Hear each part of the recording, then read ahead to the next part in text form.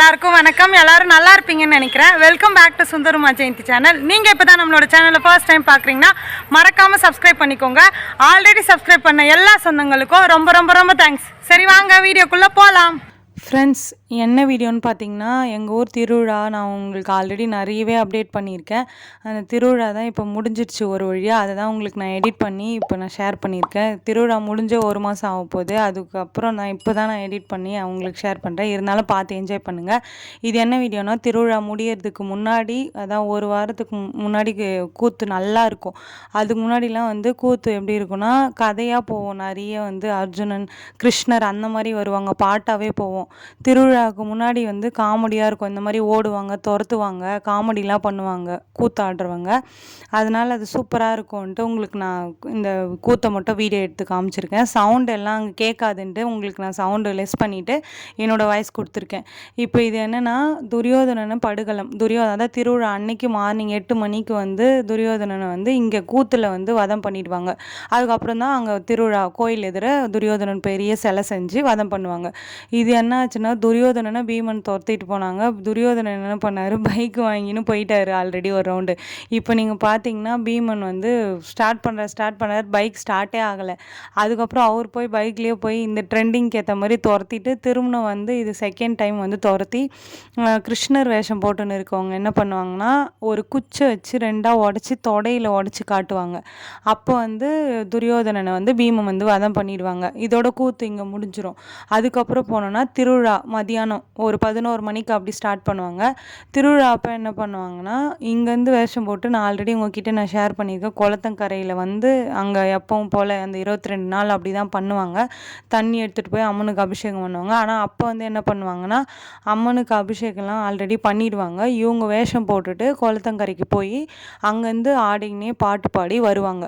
நான் உங்களுக்கு வந்து ஷேர் பண்ணோன்றதுக்காக துரியோதனனை வந்து கலர் பவுடர்லாம் போட்டு இங்கே தான் வந்து வதம் பண்ணுவாங்க. இதுதான் துரியோதனனோட சிலை. இன்னும் சூப்பராக பண்ணுவாங்க. எனக்கு தெரிஞ்சு இதுவே கம்மி.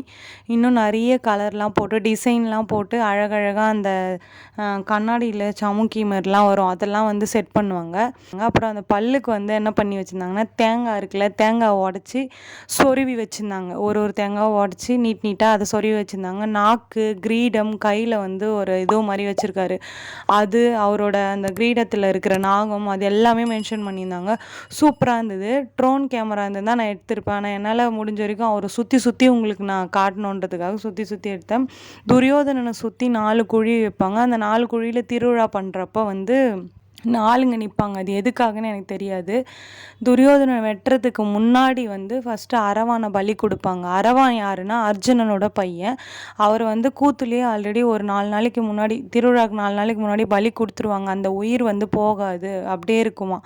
அதனால வந்து அரவானை பலி கொடுப்பாங்க. சின்ன வயசுலலாம் அரவானை அவ்வளோ பயமுறுத்துவாங்க. ஐயோ அந்த சிலையாண்டு போகாத, மிரட்டும், கூப்பிட்டோம் அப்படின்னு சொல்லிட்டு.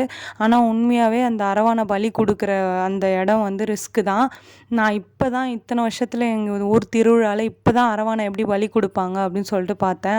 அந்த அரவானோட சிலையிலேருந்து கொஞ்சம் கொஞ்சமாக கத்தி வச்சு கொஞ்சம் கொஞ்சமாக கட் பண்ணி ஒரு சட்டியில் போடுறாங்க.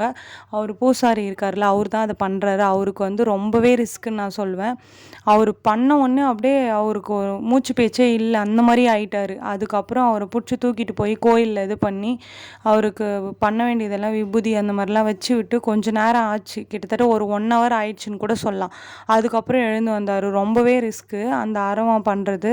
பயந்துட்டா உடம்பு சரியில்லாமல் ஆகி இறக்கிறதுக்கு கூட சான்ஸ் இருக்குது. இது வந்து இந்த இடம் மட்டும் இல்லை, எந்த இடத்துல அரவான் பலி கொடுத்தாலும் அப்படி தான், வெயில் டைமில் போகக்கூடாதுன்னு சொல்லுவாங்க.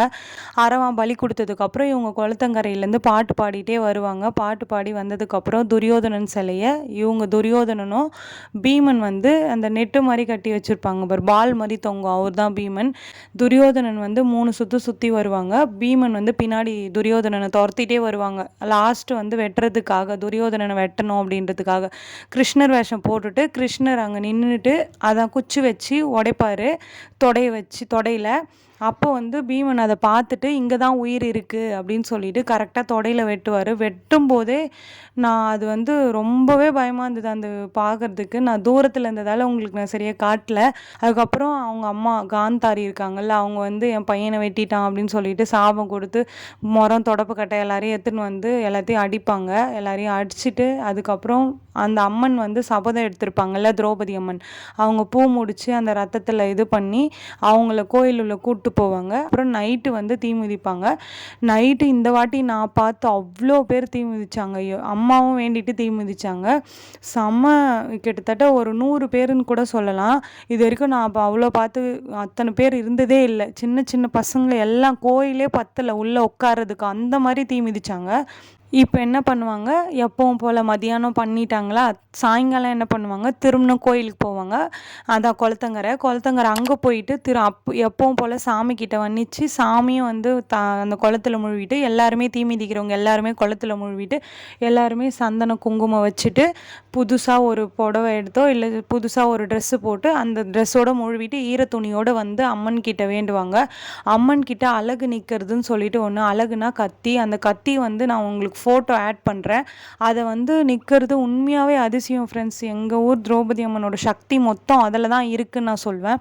அந்த கத்தி வந்து நிற்கணும், இல்லைன்னா தீ மிதிக்க மாட்டாங்க. அந்த கத்தி நிற்க வைக்கிறதுக்கு தான் அவ்வளோ பேரும் போய் கோயிலில் வேண்டி அம்மன் வந்து உத்தரவு கொடுத்ததுக்கப்புறம் வந்து எல்லாருமே வந்து தீ மிதிப்பாங்க. அதுக்கு முன்னாடி என்ன பண்ணுவாங்க, இந்த நெருப்பு எல்லாத்தையும் கலைச்சி வச்சிருக்கும் போது கொஞ்சம் நெருப்பு எடுத்து துணியில் கொஞ்சம் சட்டியில் வச்சு அம்மன் கிட்ட ஜோடிச்சு வந்திருக்காங்கல்ல, அந்த அம்மன் கிட்ட எடுத்துகிட்டு போய் மடியில் வச்சு, அதான் அந்த இவ்வளோ நாள் வந்தாங்கல்ல திரௌபதி அம்மன் சாமி ஆடுறவங்க, அவங்க எல்லாம் ஃபஸ்ட்டில் போயிடுவாங்க. அதுக்கப்புறம் வந்து இந்த மாதிரி பக்தர்கள் எல்லாமே தீ மிதிக்கணும்னு வேண்டிக்கணவங்க எல்லாமே அதுக்கு அடுத்து பின்னாடி போவாங்க.